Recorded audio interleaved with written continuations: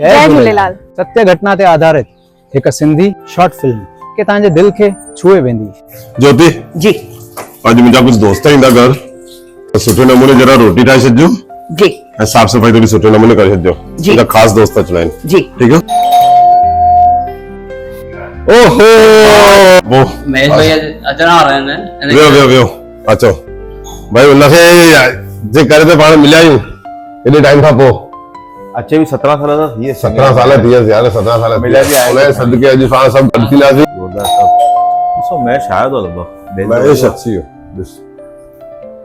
बियो लिया भाई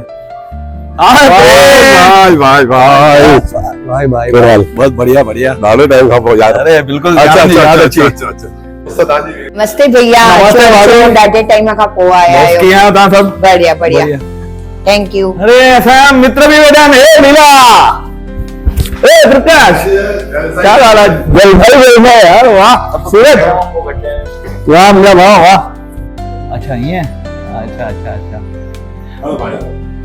बियो प्रकाश भाई बियो कीअं आहे जोरदार पियो हले ऐं काटी करे कमला थोड़ो ध्यान सां कर।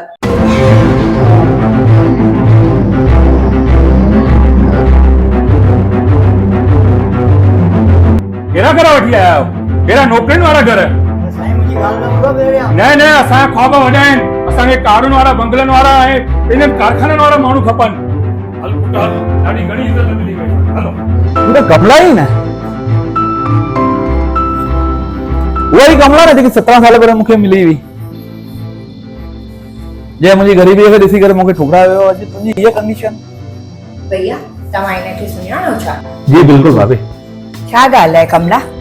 छा ॿुधायांव भाभी, मां हिनखे संजोग चवां या क़िस्मत जो लेखो या असांजो अभिमान। हिननि जो रिश्तो मुंहिंजे लाइ आयो हुयो जेको असां ठुकरायो। मुंहिंजे ऐं मुंहिंजे पीउ खे ॾाढी अहिड़ी चाहना हुई कि असां करोड़पति घर में वञूं, पर उहा न थी सघियो। असांजी लालच असांखे मारे छॾी। ईअं मुंहिंजी उमिरि वधंदी वई ऐं मां अदर कास्ट में हली वियमि त मुंहिंजा सॼा सपना चकना चूर थी विया ऐं हाणे मां ॾाढो दुखी आहियां। घोटु नशेड़ी आहे ऐं सॼी परिवार जी जवाबदारियूं मुंहिंजे मथां आहिनि। सभु मूंखे करिणो पवंदो आहे।